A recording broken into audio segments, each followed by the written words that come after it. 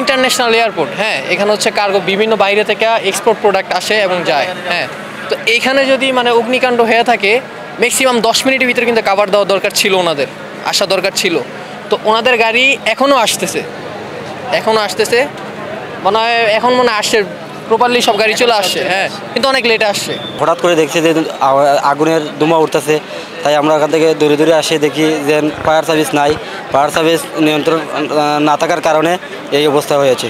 Obviously লাগাইতে পারে, কারো স্বার্থ আছে, অবশ্যই কারো এটা আমি কি বলবো স্বার্থ আছে, বন্ধ করে তারা বারবার কেন কুড়িয়ে গেটে আগুন লাগবে, কুড়িয়ে গেটে কেমন কোনো মাল নাই, কুড়িয়ে গেটে জাস্ট স্যাম্পল মাল আসে, আগুন লাগলে গেট ভিতরে লাগবে, কারণ ওখানে কাপড় চোপড় ধার্য পদার্থ থাকে, তাহলে কেমিক্যাল গোডাউন লাগবে, কেমিক্যালের ধার্য পদার্থ থাকে, কেন বারবার কুড়িয়ে গেটে কেন? কারণ কুড়িয়ে গেলে কিছু কিছু সময় স্বর্ণ চোরাচালান পাচার হয়। না হলে শনিবারের মতো একটা সময় যদি রবিবার হতো তাহলে আমাদের এই প্ল্যাটফর্মে মিনিমাম 1,500 থেকে 2,000 লোক থাকতো, সিএনএফ থাকতো আরও 1,500 থেকে 2,000, অবশ্যই তারা সবাই মিলে একসাথে আগুনটা নিয়ে যেতে পারতো। আগুনটা এত পরিমাণ লাগতো না। আমি বাসা থেকে শুনে এখানে আস্তে আস্তে 40 মিনিট আমার সময় লাগছে। 40 মিনিট পর্যন্ত আমি দেখছি কোনো ফায়ার সার্ভিসের গাড়ি নেই।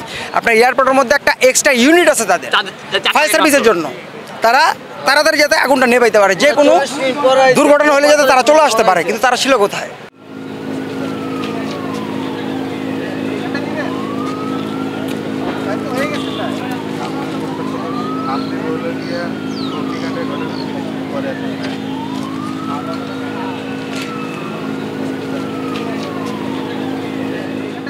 একটা 40-এ আগুন লাগছে, এটা তো বাংলাদেশের মধ্যে একটা আন্তর্জাতিক এয়ারপোর্ট। এখানে তো সর্বপ্রথমে যে কথা বলতে চাই, ফায়ার সার্ভিস অগণিত থাকার প্রয়োজন। আগুন লাগার আগে তারা যেন শেষ করে দিতে পারে, কিন্তু আগুন লাগছে একটা 40-এ, ফায়ার সার্ভিস আছে প্রায় 3টে বাজে।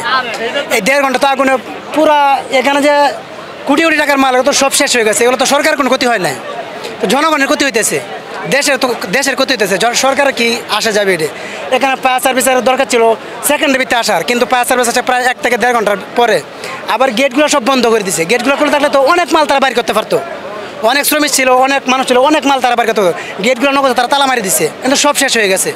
এখন আর চেষ্টা করলে আর কী হবে? যার সম্পদ সব শেষই হয়ে গেছে, আমরা যা দেখলাম, নিজ চোখে দেখতেছি।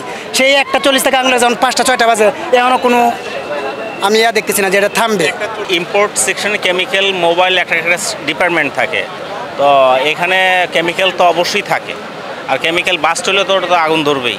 কেমিক্যালের সাথে অনেক মেশিনের ভিতরে অয়েল পদার্থ থাকে, তারপরে আপনার লুব্রিকেন্ট থাকে, এইগুলো বাস্ট হয়ে এগুলো মনে করেন আগুন ধরে গেছে, আরও বাড়তেছে। দেখেন না, এটা তো নিয়ন্ত্রণ করতে পারতেছে না, কোনোভাবে নিয়ন্ত্রণ করা সম্ভব না যা দেখতেছি, ঠিক আছে। আমার নিজেরই শিপমেন্ট আছে 2টা, এখানে আগুন লাগছে, পরে আমরা এসে দেখলাম যে এখানে পড়তেছে। কিন্তু আমার যেটা মনে হলো, মানে আরও আমার যারা কলিগ আছে কিংবা আসলে অন্য কুরিয়ার মালিক আছে, তাদের সাথে কথা বলে জানতে পারলাম যে এখানে ফায়ার সার্ভিসের একটু গাফলতি আছে, ওদের আসতে একটু সময় বেশি লেগে গেছে, যে কারণে আগুনটা আরও মানে ছড়িয়ে গেছে। আর অ্যাকচুয়ালি এটা মুহূর্তের মধ্যে হয় না, এটা আস্তে আস্তেই হয়েছে, কিন্তু ফায়ার সার্ভিস আসতে একটু সময় লেগে গেছে বেশি, যে কারণে আর কি আগুনটা দ্রুত লেগে গেছে।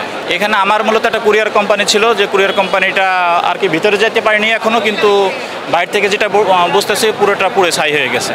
এবং আমার সাথে যারা আমাদের অন্য কুরিয়ার কোম্পানি আছে কিংবা আসলে এই যে সাইডে যে 1 নম্বর গেটে আছে কমার্শিয়াল মাল আছে, সবগুলোই পুড়ে গেছে।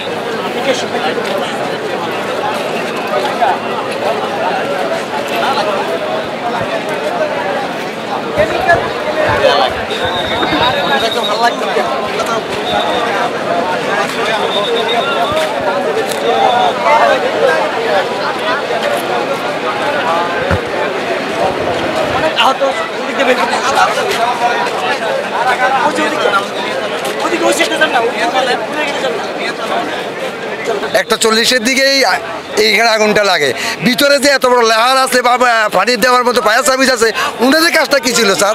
উনারা যদি এই জিনিসটা করতে, তাহলে এত বড় ক্ষতি তো আমাদের হইতো না। আমরা সিএনএফ ক্ষতিগ্রস্ত, আমরা সবাই মোটামুটি পথে পড়ে গেছি। আমরা এখানে ইমার্জেন্সি আছে, পানির লেয়ার আছে, এখানে দেখেন সবাই বিমান বাহিনীর অনেক লোক আছে, জিজ্ঞেস করেন, এখানে ফায়ার সার্ভিসও রেডি আছে।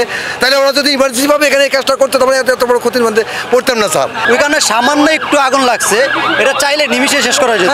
সেটা না করে সেটা দেখছে দাঁড়ায় দাঁড়ায় দেখছে। ওনারা যদি না দেখে যদি বলতো যে না আমরা সাথে সাথে প্রত্যেকটা ইউনিটকে আমি এখানে কাজ করব, তাহলে নিমিষে শেষ হয়ে যেত। সে এই কাজটা করে নাই। তারা কি করছে, এখান দিয়ে কি আগুন নিবানো যায়? এখান দিয়ে আগুন নিবানো যায় না। এখন হচ্ছে কি সবথেকে বিষয় বড় সমস্যা হচ্ছে যে এই যে উইখান দিয়ে যদি ইয়ে করতো, আমাদের যে ফায়ার সার্ভিসেস যে ডিফেন্স, এখানে কোনো ইউনিট ছিল না। যদি একটা ইউনিট এখানে থাকতো, অতি নিমিষে শেষ হয়ে যেত আগুনটা। এত বড় ক্ষতি হতো। কোটি কোটি টাকার সম্পদ এখানে রাজস্ব আয়, তাদের কয়েক হাজার বর্গফিট পাইপ রাখার প্রয়োজন ছিল, তাদের অবহেলা হচ্ছে, পাইপ নাই। এবং ওখানে মসজিদের পাশে যে একটা পুষ্কুনি আছে, ওখানে একটা ডিপ টিউবওয়েল আছে, ওই টিউবওয়েলটা থেকে পাইপ দিয়ে ওখানে নিয়ন্ত্রণ করতে পারতো। এখানে পাইপ নাই, তাদের অবহেলা। এই জন্য বাংলাদেশ সরকারের ঊর্ধ্ব আহ্বান করছি, ভবিষ্যতে বাংলাদেশের জন্য বিশাল একটা ক্ষতি হয়ে গেছে, যার কারণে বাংলাদেশে 100 বছর পিছিয়ে গেছে। কোটি কোটি টাকার সম্পদ নষ্ট হয়ে গেছে। ভবিষ্যতে যাতে এই ফায়ার সার্ভিস এবং আগুন নিয়ন্ত্রণ করার যে সমস্ত দ্রব্য প্রয়োজন, এগুলি নিয়ন্ত্রণ করার জন্য রাখে। আসলে এটা পূরণীয় কিছু নাই, ঠিক আছে। এটা আসলে আমাদের মানে অনেক ক্ষতি হয়ে গেছে, ঠিক আছে। এখানে যে আমাদের যে বিল্ডিংটা ভবিষ্যতে থাকবে কিনা এটাও সন্দেহ, ঠিক আছে। এটা আসলে পূরণীয় করার কিছু নাই। এখন সরকার যদি বা সিভিলেশন এবং বিমান যদি এটা ক্ষতিপূরণ দেয়, তাহলে আমাদের ইম্পোর্টাররা মানে কিছুটা একটু টিকতে পারবে।